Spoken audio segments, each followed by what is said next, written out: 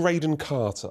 So this is the former editor of Vanity Fair, and he was talking about an interview in 2017 that Meghan did with the magazine. It was a front page cover, and I think he said that she is adrift on facts and reality.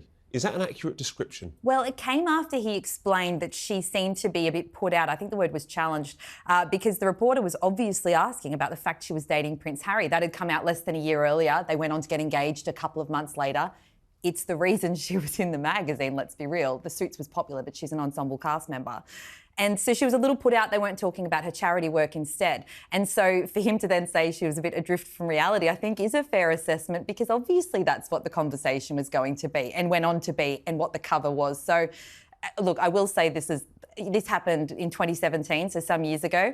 Can't be helpful for her, given the start to the year that she's had, to have someone else, though, kind of going back over something and criticising her publicly like that. It's not the first time, though, Arthur, is it, that it's maybe been pointed out that she may be bending the truth a little bit? I mean, if you remember... I think the editor, if the editor didn't know who she was, I mean, the editor of a magazine like that would probably know most people are, and he didn't know who she was, and it was only in the magazine because she was dating Prince Harry. And he got a fabulous picture of the front there. I mean, whoever shot that, congratulations, you look superb. But... she apparently said she wanted to talk about her charity work. Well, no, he didn't. He wanted to talk about her relationship with Prince Harry. So, she nothing to moan about. She got great publicity, and she was unknown. I never heard of her when I first heard she was linked with Harry. I never heard of her. No one I knew had heard of her. No one in my family had heard of her. She was a complete unknown, like a film I've just seen, and it was. I think she was lucky to get that publicity. I mean, and that's what she always sought, publicity.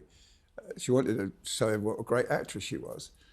The thing is, it was just, she was lucky to get that, and then moaning about the fact they never talked about her charity work. Well, Well, I think the idea was that she wanted it to be about a philanthropic work, which is a very difficult word to say, by the way, philanthropic work that she was doing, but the researchers of Vanity Fair couldn't actually find evidence that there was the amount of philanthropic work that she alleged. But it's just these comments that just stick with me, adrift on facts and reality. If we look at other things, I mean, she claimed that she got married in the back garden of Frogmore Cottage by the Archbishop of Canterbury. I remember she's given interviews where she said that she met a cast member from The Lion King who said that they celebrated her wedding in the same spirit as when Nelson Mandela was freed from prison. And she also spoke about a cabin crew member. I seem to remember doffing their hat to her and saying thank you for all the service to the country. I mean, she does have a history of tall stories. It's kind of like whenever you watch Hollywood stars do those talk show interviews and stuff, and they have those great anecdotes. And I don't mind that they're softening the edges of it a little to make a great story, but the problem is when you become a high-profile person in the royal family, facts matter and the truth matters, and particularly when you're talking about historical events. And I think that's where the real issue comes in. So I do believe, adrift from reality was, given those examples especially, not an unfair summary of it. Oh, she said that when she had this blind date with Prince Harry, she had no idea who he was. Well, she said when she was asked to curtsy, she'd never done that before. Every girl knows how to curtsy. They do it as kids, I mean, it's just not true. She as Bronte just listed a few others there. It's just this woman just exaggerates things, and the fact is, she was only ever in Vanity Fair because she was having, seeing Prince Harry, and she looked like she was, she grabbed him, and she was, and that's the reason, and she should be grateful for that. So is this comment from Graydon Carter, as I say, is the ex-editor of Vanity Fair, but a very well-respected journalist.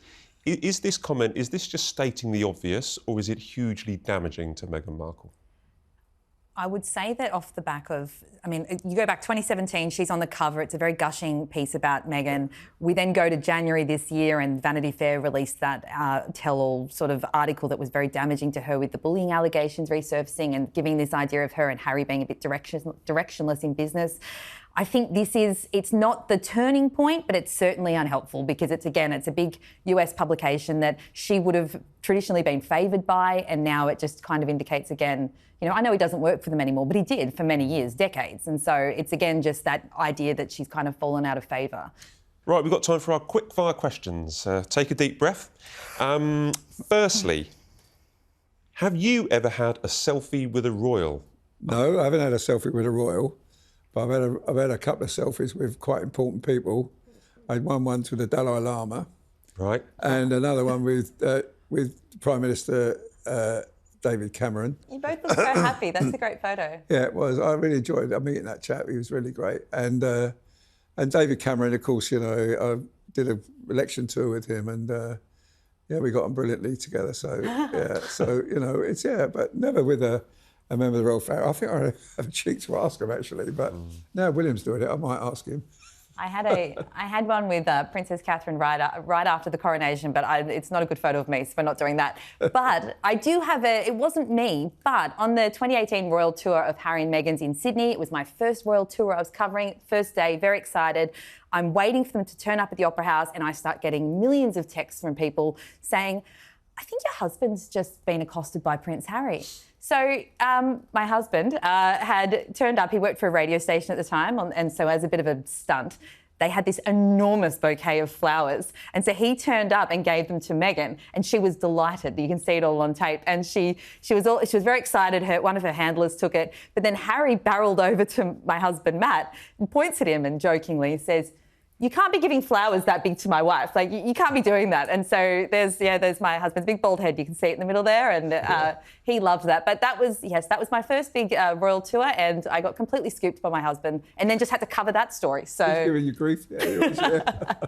So, yes. Fantastic. Oh, he did worse than me, Harry. He did, I remember. Yeah. Was it the paint? Yeah. Yeah.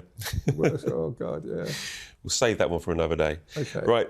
So if you were the king or queen, what would you offer to President Donald Trump? I think he'd like a royal memento. I'm not saying we give away something of like British historical significance, but something that the king has maybe that's passed down from his mum, something little that would be very unique. I think would be a great way to flatter the president and win him over because, as we know, he's a big royalist. So some little gift like that would be a bit special. I think I haven't got a clue, Matt. I looked at that question. I thought, what does he need? He's got everything, and he's got his own planes. He's got golf courses everywhere, houses all over the place. I think he's got enough anyway. Just a nice friendly visit. I just hope I know when it comes, the king will make it really good for him. He'll make him feel very welcome, as will most of the people. And you know, he's the president of the most important country in the world. He's been elected, he won a massive majority, he's coming, and we just got to say welcome. And the final question to both of you. We saw Princess Beatrice writing about her preterm birth this week. Yeah. But which royal would you like to see more of and why? I'd like to see more of the Duchess of Edinburgh. She's such a nice person, Sophie, and she really works very, very hard. And she doesn't get the publicity she should, you know, because she is absolutely terrific at what she does. And but she just, honestly, I don't know what it is because, you know, she's travelling all over the world. She's been to Mali, she's been to India. She's involved in so many decent patronages, you know, and doing good for people. And she doesn't get it. And it's not just for her personally, but if you promoted some of these causes that she supports, they would get more publicity from it. And I think for that reason alone, I'd like to see more of her, yeah. My answer isn't to do with a working royal, and also I say it with great respect to why we don't see more of them, but gosh, it's so fun when there's an event and all the kids are out. I always just think you see Louis pulling his faces and the kids just being fun, and I completely respect why we don't see more of them, but whenever they are out, it's very fun, so.